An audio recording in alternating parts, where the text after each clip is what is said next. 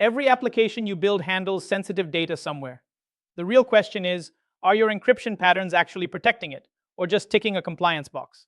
In this topic, we'll turn AES, RSA, and envelope encryption into practical, Luna HSM-backed data protection flows you can apply in real applications. You've already seen how Luna HSMs are structured, how clients connect securely, and how keys are generated, stored, backed up, and rotated.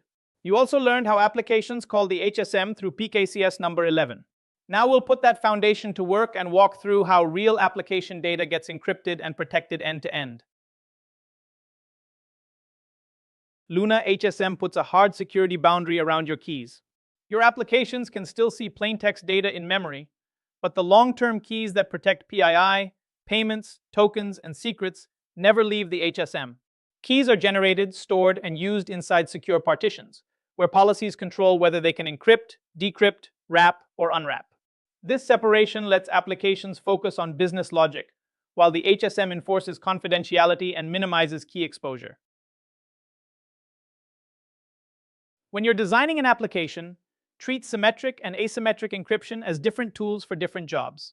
Symmetric encryption, like AES, uses a single shared secret key. It's fast and well-suited for large payloads or frequent data encryption. Asymmetric encryption uses a public and private key pair. It's slower, so you reserve it for smaller tasks, exchanging keys, wrapping a data encryption key, or signing. Most real systems combine both. RSA protects the AES key, and AES protects the data. AES on a Luna HSM works by separating who uses the key from where the key lives. Your application sends plain text and an AES mechanism request through the PKCS number 11 library or a language provider. Inside the partition, an AES key, marked encrypt, decrypt, sensitive, and usually non-extractable, performs the operation. Only ciphertext or decrypted data comes back to the application. This model lets you protect bulk data, individual fields, tokens, and application secrets without ever exposing raw AES key material. Choosing an AES mode is really choosing which risks are handled for you and which you must manage.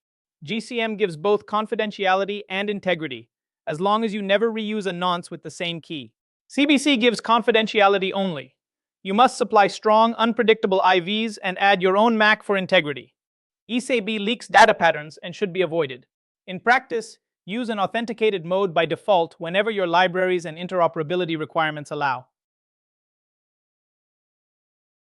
Think of each encryption output as a little package. Ciphertext is only one part. You also need the IV or nonce, any padding details, and the authentication tag.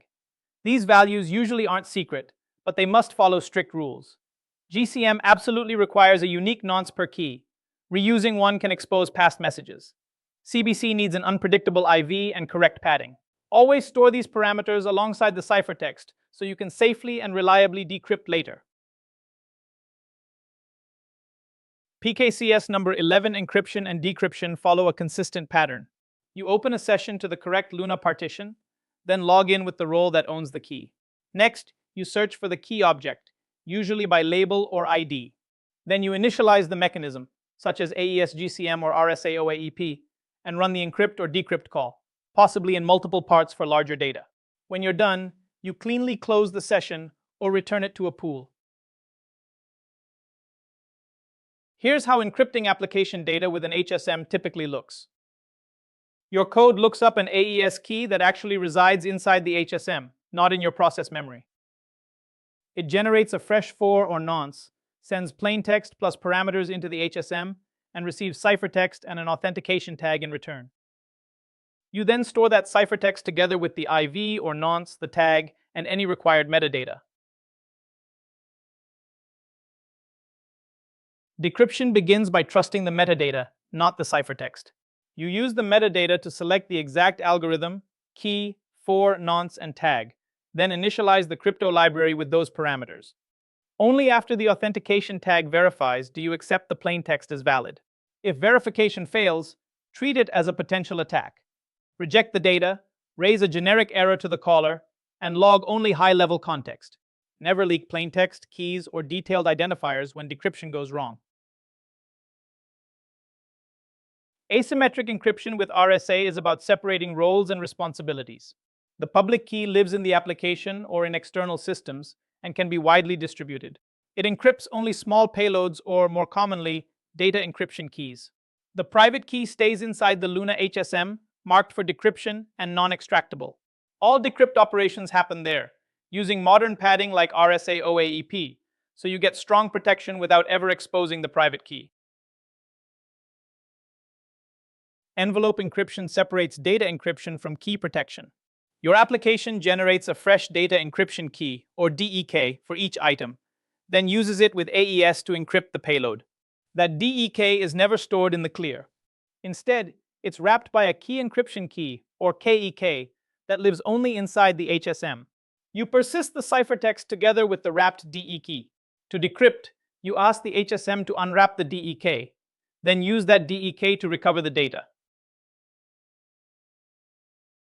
During decryption, the app loads the full ciphertext bundle: wrapped DEK, for or nonce, algorithm information, and authentication tag.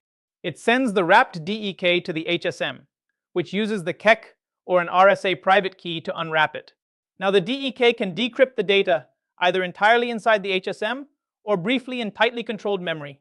With good lifecycle design, you can rotate KEKs by rewrapping DEKs, without re-encrypting all of the underlying data immediately.